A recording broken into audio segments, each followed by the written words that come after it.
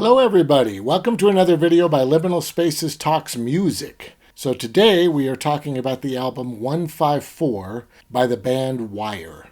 I've talked about in the past how my four favorite bands are Swans, The Fall, Joy Division, and Wire. So I'm very glad to be talking about this album specifically. So this album came out in 1979. In Europe, it was released on Harvest Records, which is part of EMI, and in America, it was released on Warner Brothers. Wire has had several different periods throughout the years. This is their first time frame. They released 3 albums in this time, 77, 78, and 79. Pink Flag was the first one. Chairs Missing is the second one, and 154 is the third one. For me, this is probably their best time, but they really have done some amazing work since then. I think when most people look back on this time period, they like to talk about Pink Flag. Honestly, for me, Pink Flag is not my favorite of these 3 albums. It's probably my least favorite of the 3. I don't feel like Wire had become Wire by the time they were making that album. I think they were just doing punk rock tunes and getting it together. And I'm not saying there's not great stuff on the album, because there is really great stuff on that album. But I think the best tracks on that album are the tracks that are beginning to hint towards what they're going to become with Chairs Missing and 154. Chairs Missing, I think, is absolutely their peak. It is a fantastic album. And if you're looking for a way to get into early Wire, or even just Wire in general, I think Chairs Missing is a great place to start. So why in the world would I be talking about 154 then? 154 is also an incredible album. The reason that I chose to talk about 154 is because it's their breakup album. It really marks the end of this entire first section of their career. So the album has a lot of hints about where the musicians within the band are going to go for solo projects. And their solo projects are crazy good. If you like Wire, you absolutely must have Dome. You must have Duet Emo. I'm going to pronounce these wrong. I'm sorry. These are things that I've only read. I've never heard anybody else talk about. And when I would talk about them with my friends, that's the way we would say them, of course. So it's just become a habit. There's also Poe. It's just P''O. Just really incredible stuff. Colin Newman has a whole bunch of crazy good solo stuff. Bruce Gilbert has a bunch of specifically just Bruce Gilbert solo stuff. There's also A.C. Marius, Graham Lewis, as he said. There's just so much great stuff. And this album is sort of looking in that direction. It's a little bit like talking about Abbey Road instead of talking about Sgt. Pepper's Lonely Hearts Club Band, or the White Album instead of Sgt. Pepper. And I'm not saying that Wire is as influential as the Beatles, or that Wire sounds like the Beatles, or anything like that. I'm just saying that if you listen to the White Album, it's pretty easy to tell who wrote what tunes. And the same thing is kind of true with 154. Chairs Missing is a lot more like Revolver in the sense that it is the band working together as a single unit at their peak. I mean, just producing amazing work all together. It's very difficult to distinguish who's doing what at certain points within the album. But on 154, it's pretty clear. And I really appreciate being able to see the direction that these artists are going to go after the band splits up. So that's why I chose to talk about 154 specifically. I think it's a fantastic album. I love it. It's probably my favorite. Part of that is nostalgia, of course. I'm just a huge Graham Lewis fan. Over time, listening to Chairs Missing, I've slowly begun to realize that for early Wire, that's just really where it's at. But I can't get away from 154. It's so fantastic. It did very well upon its release.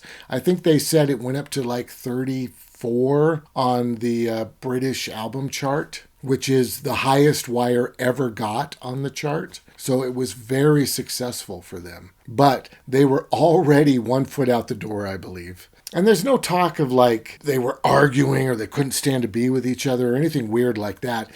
They just, I think they're all such strong artists that they were just ready to do their own stuff. The original pressing of this album actually came with an EP that had like 3 or 4 tunes, I think 4 tunes on it. And those tunes are included on the CD version of this album. I do highly recommend that you pick up the CD version. Don't try to buy this on record. And those 4 tracks are very, very strange. But once again, I think it's an indication of the way that a lot of their solo work was going to go. Wire is a very artsy version of post-punk. If you take the Bauhaus and think of a lot of their strangest, most artistic stuff, I feel like that's kind of where Wire is most of the time. They are very, very artistic, and when they went solo, some of it is just crazy. Bruce Gilbert released an album fairly recently, I'd say probably 20 years ago or something, it's on CD, it's literally like 70 minutes long, and it's just a high-pitched squeal for 70 minutes, right? Like they do things that I feel like no other band really does. If you're into avant-garde craziness at all, definitely look into Wire, of course, but that solo stuff is really the way to go. If you're really into that stuff, Dome is just crazy. And you can look up Dome, look up the Red Tent, look up Cruel When Complete. There's some amazing stuff on those 4 Dome albums, and we'll probably get to that eventually. We'll probably have a video that's dedicated to talking about Dome just by itself. Truly incredible, crazy, weird stuff. All right, so let's talk about this album itself. So the album opens with a track by Graham Lewis. It's called I Should Have Known Better. It's excellent. The driving bass and the wailing guitar and him kind of lamenting about this argument that apparently he keeps having with this other person. It is a really, really incredible tune. And it does stick out on the album because it's just Graham Lewis. Graham Lewis's work is probably my favorite of the whole bunch. Whenever I would pick up a new Wire album, and there's been a ton, they keep getting back together, releasing more albums, breaking up, getting back together, releasing more albums. I always look for the Graham Lewis tunes. So then we jump to Two People in a Room. That is a very typical Colin Newman music track.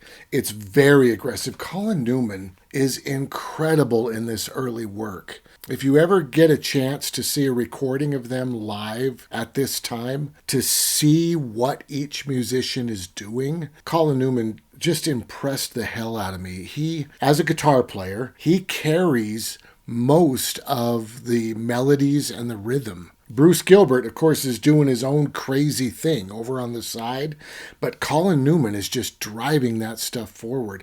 If you look at Pink Flag, especially, the stuff that he does, it could almost just be him. Now, it can't be, of course, right? You need Robert Gotobed playing the drums. You need Graham Lewis playing the bass. And without that craziness that Bruce Gilbert is throwing in, it just wouldn't be Wire. And in fact, on Pink Flag, I feel like a lot of it maybe isn't really true Wire. You know what I mean? It's just Colin. It's pretty incredible. He is incredible when he's doing that kind of stuff. And Two People in a Room is really that way. The lyrics are written by Bruce Gilbert, but the music's written by Colin Newman.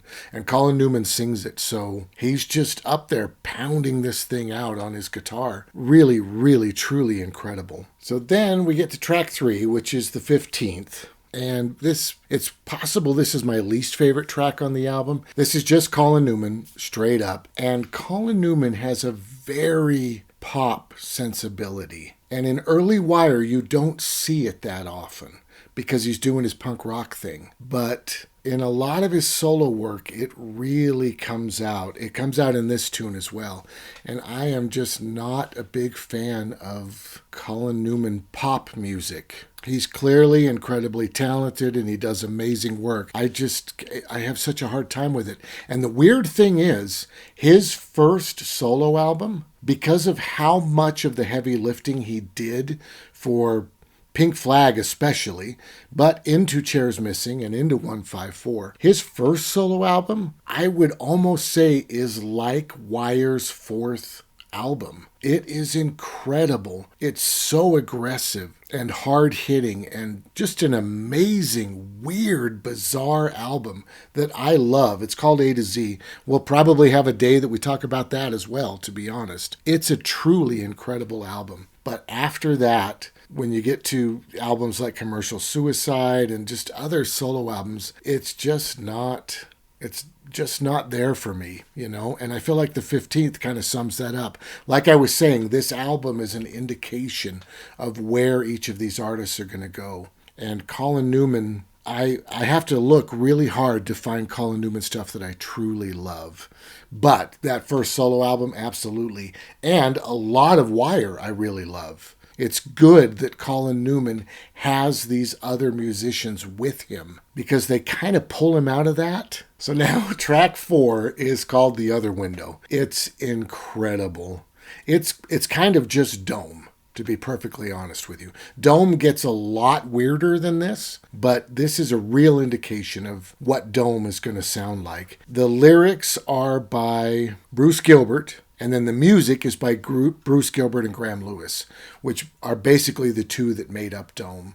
Robert Gotobed, the drummer, doesn't do solo work really, but he appears on a lot of the solo work that the other three are doing. He's always there. But Bruce Gilbert and Graham Lewis working together, just incredible, crazy strangeness. And The Other Window is no exception. It's truly, truly a really great tune. Then we get Single KO. Excellent song. Really aggressive and awesome.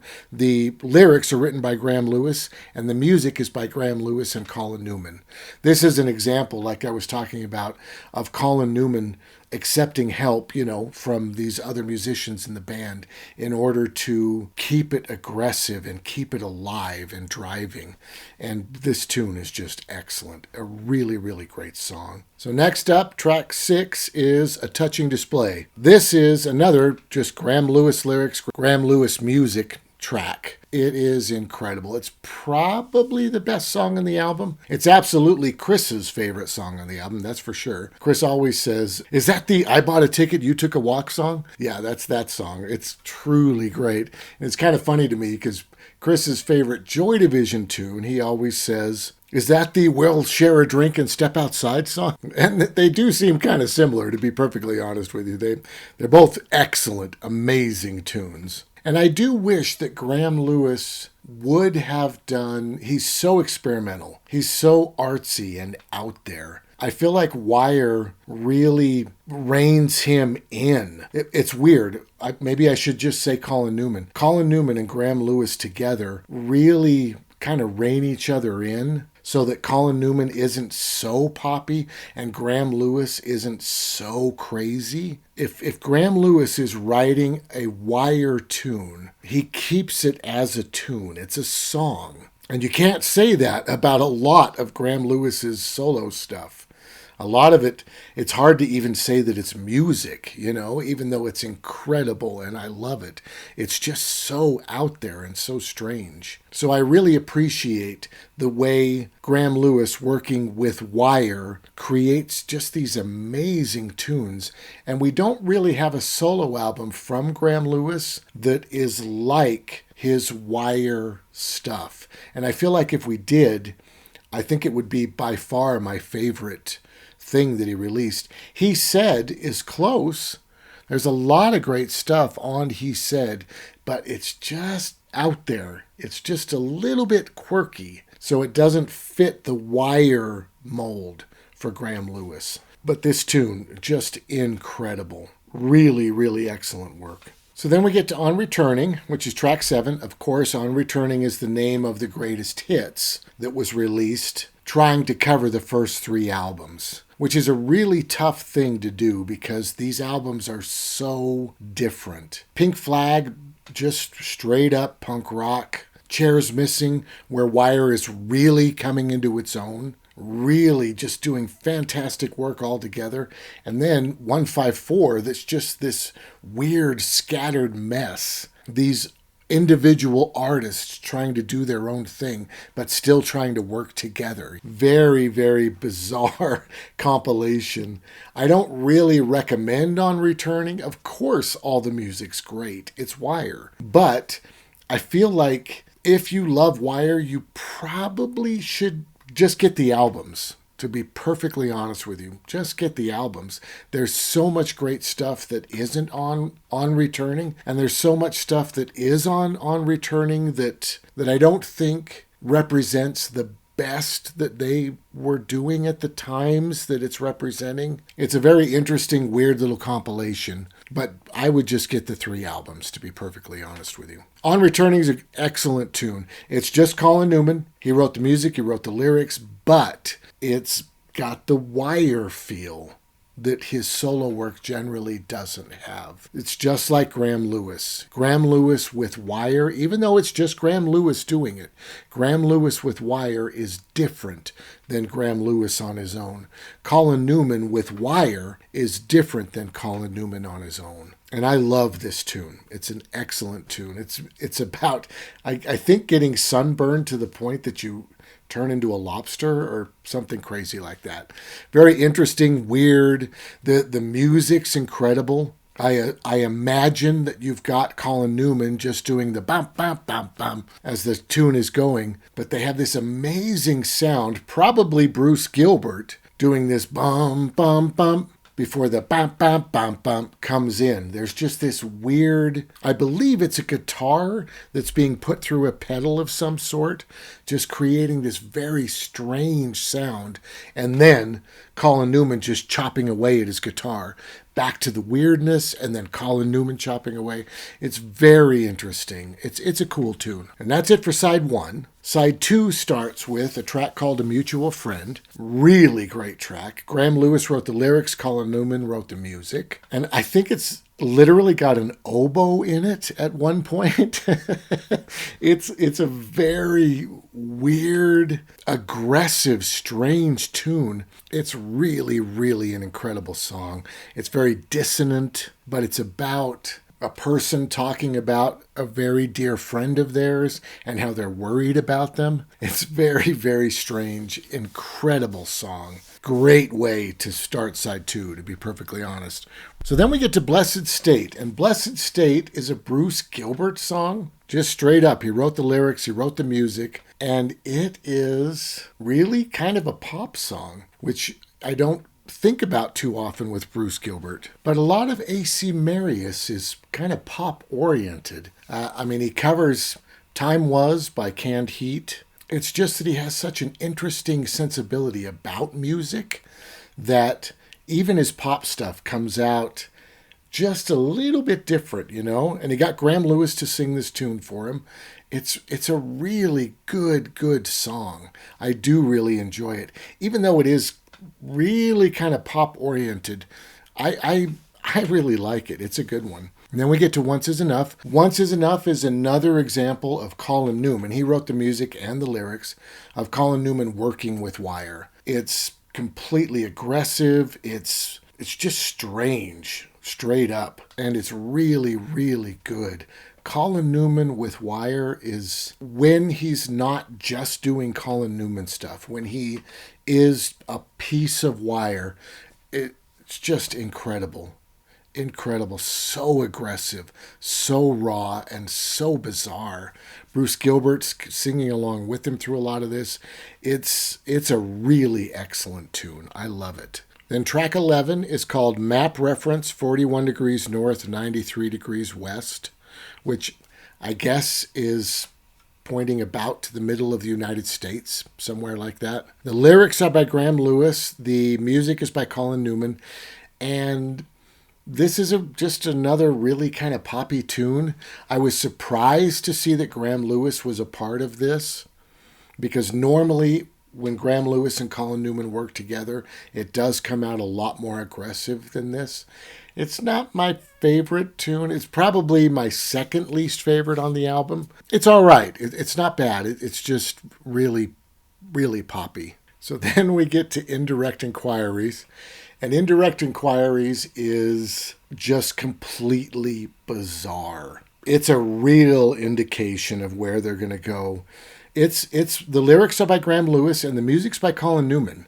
So it's not Bruce Gilbert and Graham Lewis, but it really feels like Bruce Gilbert and Graham Lewis. It is just a very, very strange song. It's not my favorite tune on the album or anything, but I wouldn't take it off. That's for dang sure. I love just how strange it is. Straight up. It is really bizarre. And then the last track on the album is called 40 Versions. And this is lyrics by Bruce Gilbert, music by Bruce Gilbert and Colin Newman. It's just incredible. Just this sonic wall. It's dissonant and it's driving forward and it's strange. I really, really love it. It has maybe one of my favorite lines on the album. I think the line is, "No loss of life now," and "Niagara Falls." It sounds so interesting the way they phrase it together like that, because of course there's a place in America called Niagara Falls, which is just a waterfall. It's incredible. It's amazing. But it's just a place, you know. But the way they say it, it sounds like there's a thing called Niagara that is falling. It's very bizarre. It's really, really cool. Great way to close the album. Excellent song. So then we get to the 4 tracks, the EP that came with the original release. Wire re-released 154, of course, on their Pink Flag site, and they chose to not put the 4 tracks on because they feel like they're just way too different. And I completely agree. I would definitely say buy the CD and get the 4 tracks. You want to have them, but yeah, they are different. They are so out there. And a lot of people that aren't part of Wire worked on these tracks with these 4 artists. I'm just going to read who does it. Song 1, these tunes are nonsense. It's hard to call them music, which is an amazing, wonderful thing. It's not very often that you get to hear stuff like that. Now, I would say, when considering their solo work, this stuff is pretty weak. And I think the only reason that that's true is because it's so early for them. You know, it's like looking at Pink Flag for Wire. It's hard for me to call Pink Flag a true Wire album when it's just, you know, a bunch of crazy punk rock, 1-2XU and Mary is a Dyke. Mary is a Dyke's not actually on the album. It's a tune that they were just doing live at the time. But it kind of exemplifies what I'm talking about. Field Day for the Sundays, just a bunch of shock value stuff that Colin Newman could just pump out, you know, and all the tunes are like 1 minute long. It's not really Wire-esque, you know what I mean? I think they were finding themselves. And I feel like the same is true with this tiny EP, these 4 tracks. I think these 4 artists were just trying to find themselves and figure out what they were going to do in the future. The first of the 4 is called Song 1. The music is by Robert Gotobed, which is awesome. You don't see Robert Gotobed's name very often when it comes to the music for it. Wire did a really neat thing later. They just started saying music by Wire, which I think is really wise because it's so intricate and so bizarre that it can't just be that Colin just made it all up and told everybody what to do. Clearly, these other artists are influencing what's happening. But for this, Robert Gotobed, Colin Newman, and Desmond Simmons is part of it. That's interesting, right? Not part of Wire. Very interesting. The second tune is called Get Down Parts 1 and 2, and that's Robert Gotobed. It says David Gotobed. I feel like Robert Gotobed is a little bit like Bernard Sumner in the sense that you'll see his name differently randomly. I don't know why. Bernard is weird because it'll be like Bernard Winter, right? Instead of Bernard Sumner or whatever. I don't know. It's bizarre. I feel like Robert Gotobed's kind of the same. So here we've got David Gotobed, Colin Newman, we've got Simmons again, and then a person named T.V. Smith, who was part of the punk band The Adverts right at this time. Let's Panic Later is just Graham Lewis. straight up. It's the tune that I remember the most of these four. Once again, as I was saying, it's hard to really classify these, as music because they're just so bizarre. But Let's Panic Later I remember because Graham Lewis throughout the whole thing just keeps saying, "Let's panic later, let's panic later," right? I mean, it's weird. It's very weird. And then Gilbert has a tune that's just him called Small Electric Pieces. They're very interesting, very strange, and absolutely worth giving a listen to. None of them have lyrics except for Bruce Gilbert saying "Let's Panic Later," of course. And they're very, very strange. There's a couple other artifacts that I want to talk about that I think are very important for this time period. The first one is called Wire on the Box, 1979. And it's a DVD of their Rock Palace performance back in 1979. And it is incredible. The thing that I love about watching it is you get to see who's doing what. This is where I was able to see how much work Colin Newman actually does for this band. Because Bruce Gilbert's a guitar player. That's his primary instrument. And then you've got Colin playing guitar as well. So you've got two guitarists, a bass player and a drummer. And I had just simply always assumed that because we don't hear from Bruce Gilbert as a singer very often, he must be doing a lot of the heavy lifting on guitar. But the reality is Colin Newman is doing most of the work. And I want to make it clear that Wire would not be Wire without Bruce Gilbert. You have to have that weirdness pulsing through the whole thing. Without it, it's just punk nonsense, right? It's just rhythm guitar. You need that other layer. You have to have it. But I was so impressed with what Colin Newman was doing.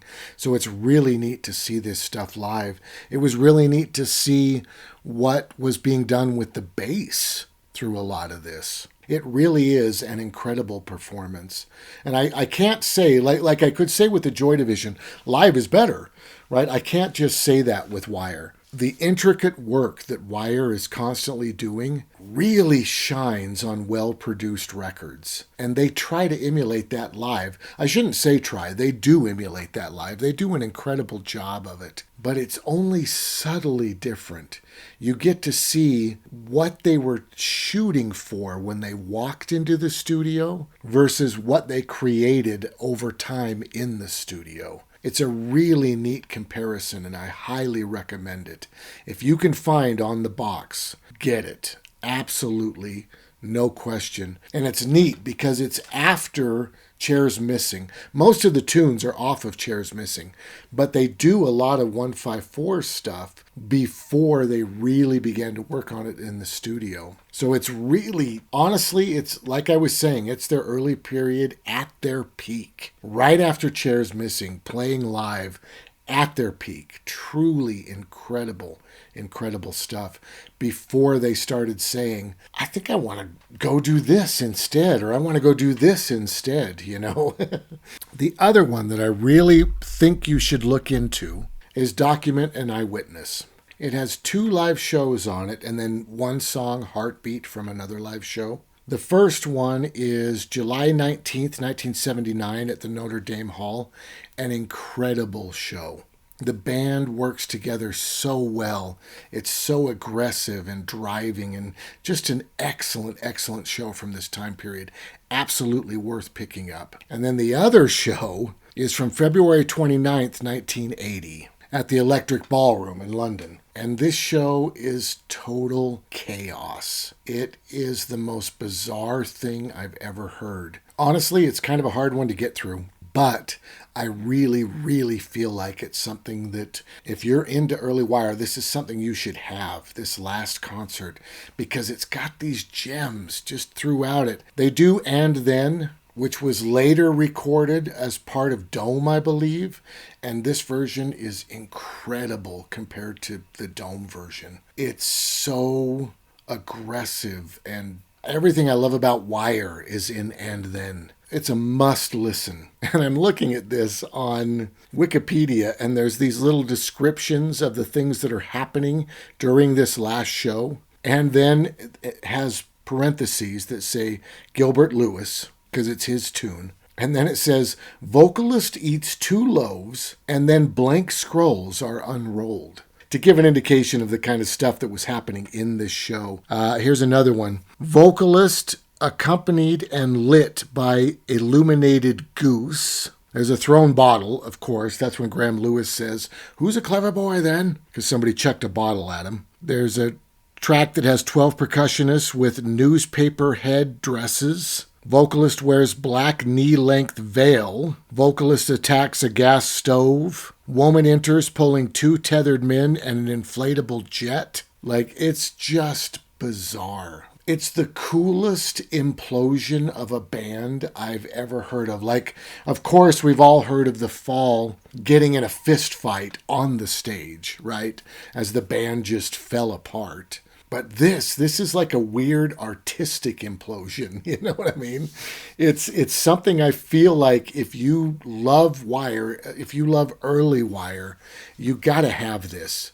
Make sure to get it. Make sure to get it on CD. It's got a couple singles tacked on the end and stuff. And I should say at this point, Pink Flag, which is Wire's website, has remastered and re-released these things.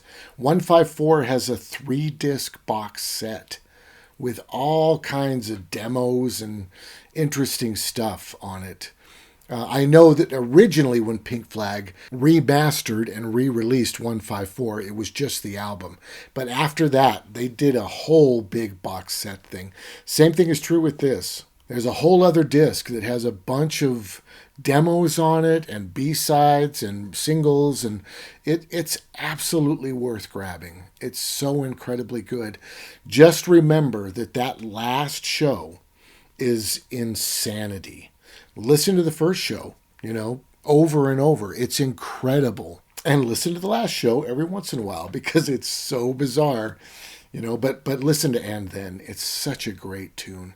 And I was disappointed, honestly, in the Dome version compared to this live version that Graham does. All right, so that's 154. Incredible album. Absolutely worth picking up if you like post-punk, if you like The Cure, if you like Bauhaus, if you like New Order or Joy Division or whatever. It is absolutely worth picking up. It's a gem. It's so good. I'd pick up all 3 of them. Obviously, Pink Flag is just fine. There's nothing wrong with Pink Flag.